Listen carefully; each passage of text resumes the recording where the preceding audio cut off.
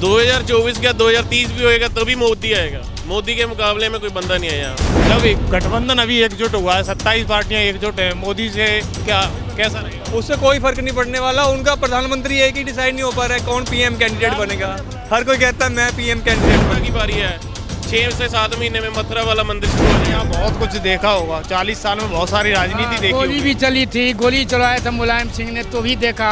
मैं वहाँ कनक भवन के पास खड़ा था। राहुल गांधी को क्या मानते हैं आप, कैसे रहेंगे? राहुल गांधी को तो खड़ा ही नहीं होना चाहिए मेरे हिसाब से। क्यों नहीं खड़ा होना चाहिए? वोट उनकी घर की वोट ही डलेगी, उसके बिना कोई वोट नहीं डलेगी मेरे। क्या कैसा मुकाबला रहेगा? यहाँ तमाम सारी जनता अयोध्या की धरती पर मौजूद है। मैं कैमरा में से कहूँगा जरा नजदीक आके इनसे बात करेंगे हम लोग। क्या नाम भैया आपका? मयंक जिंदल।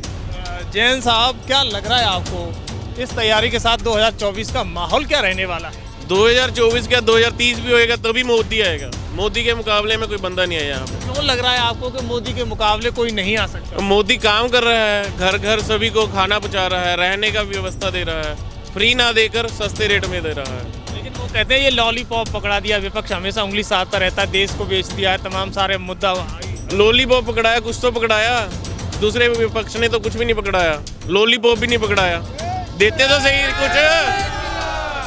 ऐसा क्यों लग रहा है कि विपक्ष ने कुछ नहीं दिया? जो मुद्दा कहते थे कि ये मुद्दा है, ये इसी वोट से जीते हैं, राम मंदिर का मुद्दा है, वो खत्म कर दिया है। इसके बाद मथुरा की बारी है।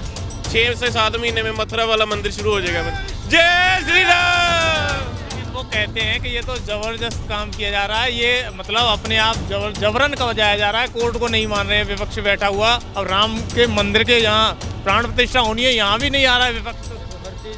वो पता क्या है, सभी को बुलाया गया है, आना ना आना उनके ऊपर है। राहुल गांधी को क्या मानते हैं आप, कैसे रहेंगे? राहुल गांधी को तो खड़ा ही नहीं होना चाहिए मेरे हिसाब से। क्यों नहीं खड़ा होना चाहिए? वोट उनकी घर की वोट ही डलेगी, उसके बिना कोई वोट नहीं डलेगी मेरे हिसाब से। वो तो जय जय श्री राम। पहले उन्होंने वो है ना हमारे पंजाब में नीटू शटरा वाला कि मेरे को तो मेरी घर की वोट भी नहीं डली। आगे ये होने वाला है राहुल गांधी। हो जाएगा, बिल्कुल यही होएगा। तो आपको जहाँ से वो आए हैं इटली, वहाँ चले जाना चाहिए। क्या लगता है आप के प्रधानमंत्री मोदी काम कर रहे हैं? बहुत अच्छा काम कर रहे हैं मोदी। मुद्दों से आपको लगता है कि अच्छे हैं और ये काम अच्छा? बहुत अच्छे हैं मोदी साहब। वो तो कहते हैं कि धर्म पे ही काम कर रहे हैं, बाकी कोई कर्म नहीं है, बेरोजगारी है और कोई भी काम। सब गलत है, सब गलत बोल रहे हैं। सब गलत हो रहे हैं। सही काम बिल्कुल सही कर रहे हैं मोदी जी। मैं पूछता हूँ भैया, क्या नाम है आपका? नेम कुमार। कुमार जी, क्या लग रहा है इस बार 2024 का माहौल क्या रहेगा? इस बार तो पता ही है मोदी ने ही आना है। 400 सीटों से ऊपर सीटें आएंगी इस बार बीजेपी की। तो आएगी, ऐसा क्या लग रहा है आपको? अरे इन्होंने काम ही बहुत किए हैं। आप देखो हर जगह कंस्ट्रक्शन चल रही है, हर जगह सड़कें देखो आप, मलाई मक्खन जैसे एक्सप्रेस वेज बन रहे हैं और वंदे भारत चल रही हैं। मतलब एक लिविंग जो क्वालिटी है आम इंसान की वो इम्प्रूव हुई है। लेकिन विपक्ष कहता है कि जब आज़ादी के बाद हमने जब 50 साल राज किया है तो हमारे शासन में पैसा नहीं था, उसके दौरान भी हमने विकास किया, लेकिन भाजपा को दिखता ही नहीं है, भाजपा उसे खत्म करती है। देखो वो सब बहाने हैं, उन्होंने अपना विकास करना था, इन्होंने सबका विकास किया है।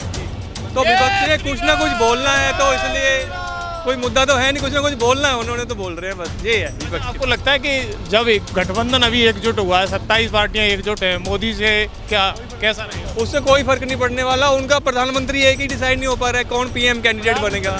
हर कोई कहता है मैं पीएम कैंडिडेट बनूंगा।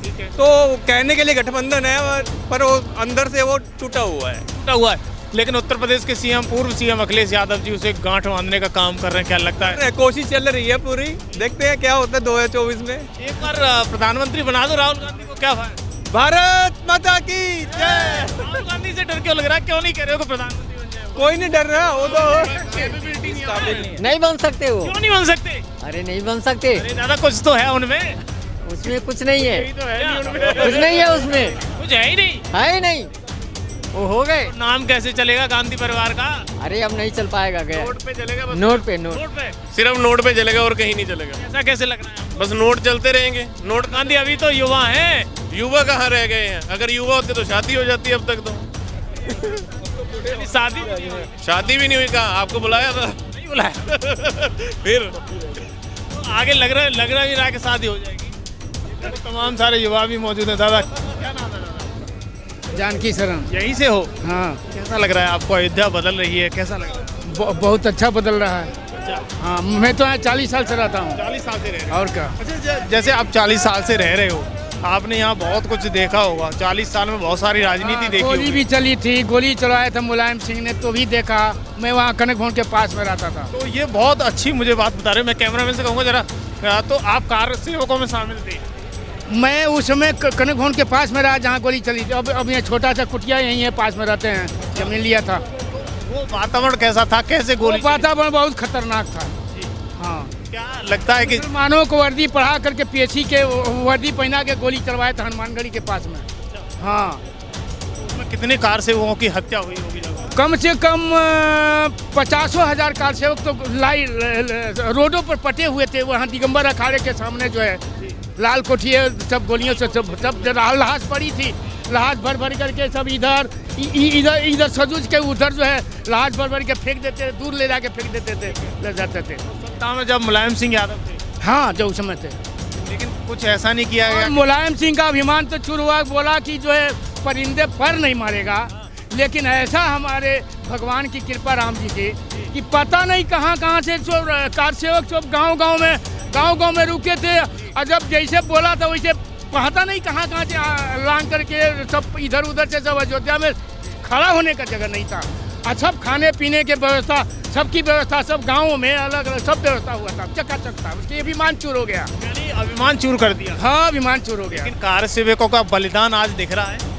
बलिदान कभी भूलेगा नहीं। बलिदान तो उनके परिवार वालों को जो है मुंह में कालिख लगा लेना चाहिए पूरे। यानी जो कहते हैं कि राम जन्मभूमि के लिए उल्टा सीधा बोलते हैं, हाँ, गोलियां चलवाते हैं। उनको तो खैर मर गए, उनको तो सजा होनी चाहिए, फांसी की सजा। लेकिन पता नहीं क्या सरकार ने क्या किया, ऐसे कानून नहीं चला जो है उनको तो मुलायम सिंह तो ऐसे मर गया। मंजर कैसा था जब आपकी आंखों के सामने? मंजर बहुत हो तो मंजर मैं तो राजस्थान में आश्रम पकड़ा था। लेकिन आश्रम पर महात्मा को रख करके हम कहा कि मैं तो अयोध्या जाऊंगा, इस काम के लिए तो जाऊंगा। यानी आपने ठान लिया कि चाहे मर जाऊं। हाँ, लेकिन मैं